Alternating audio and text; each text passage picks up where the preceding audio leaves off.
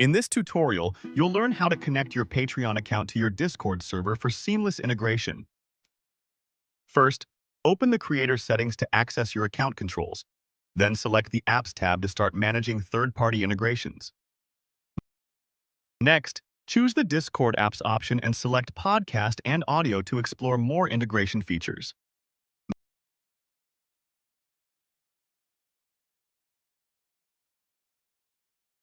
Now, click the Select a Server field and choose your Discord server from the drop-down menu to connect it with Patreon. After selecting your server, click Continue to proceed.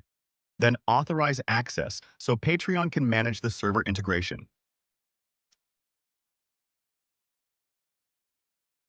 Finally, click the I am human button to verify your identity and finish the linking process.